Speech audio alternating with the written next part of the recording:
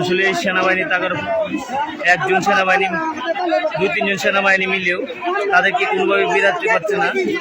একজনের মুখে দেখছি রক্ত, যাই হোক এটা আমার ফেসবুকে এলাও নেই, তাই দেওয়া যাচ্ছে না,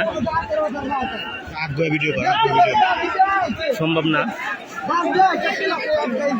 দেখতে পাচ্ছি এই মুহূর্তে ভয়াবহ যুদ্ধ চলছে। না না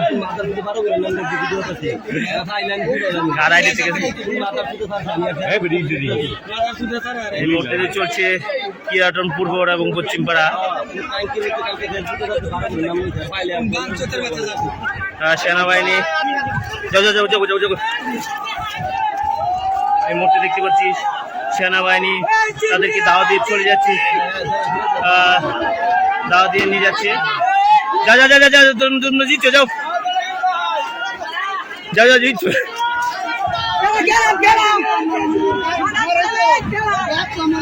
যাই হোক সেনাবাহিনীর কল্যাণে ঝগড়াটা এই মুহূর্তে শেষ হয়ে গেছে। সেনাবাহিনী দেখতে পাচ্ছি আমরা চলে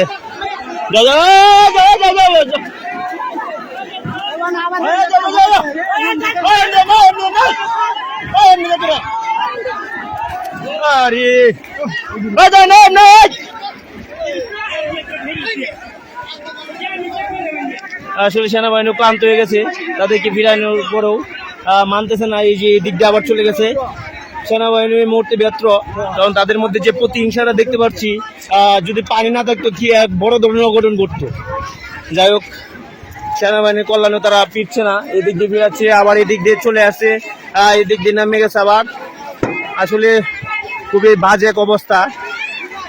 সেনাবাহিনী, জনগণ, আম পাবলিক সকলের চেষ্টা থাকার পরেও তাদেরকে ফিরানো যাচ্ছে না। খুবই এক বাজে অবস্থা। দেখতে পাচ্ছেন কি দিয়ে দিল।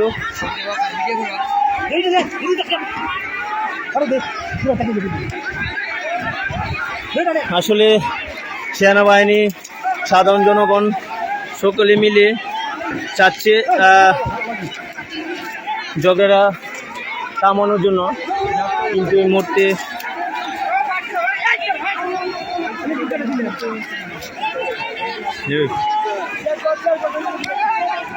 প্রায় 1-1.5 ঘন্টা ধরে চলছে এই সেনাবাহিনী খুব, আর আমাদের চেয়ারম্যান সাহেব খুব কষ্ট অক্লান্ত পরিশ্রমের পরেও থামানো যাচ্ছে না তাদেরকে।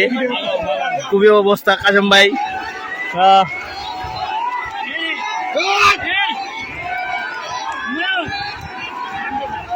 চলছে দেখেন, খুবই বাজে এক অবস্থার মধ্যে চলছে এখন টেরা যুদ্ধ। সেনাবাহিনী, পুলিশ সকলে মিলেও তাদের যে প্রতিহিংসা সেটা মেটানো সম্ভব হচ্ছে না এই মুহূর্তে।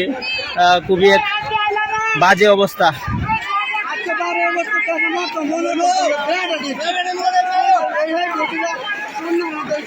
খুবই খারাপ অবস্থার মধ্যে জনগণ চেষ্টা করেও পুলিশ, সেনাবাহিনী, টহল দ্বারাও তাদেরকে ফিরানো যাচ্ছে না। এই দিক দিয়ে নেমে যাচ্ছে, ওই দিক দিয়ে ফিরালে ওই দিক দিয়ে নামছে। খুবই বাজে, এই দিক দিয়ে ওই দিক দিয়ে ছুটাছুটি করছে। খুবই এক বাজে অবস্থা, বলার বাহুল্য রাখে না। এসব আগেলা জোর থেকে বেরিয়ে আসা উচিত সকলকে। এই মুহূর্তে সেনাবাহিনী দেখতে পাচ্ছি, সেনাবাহিনী আসার কারণে তারা দূর চলে যাচ্ছে।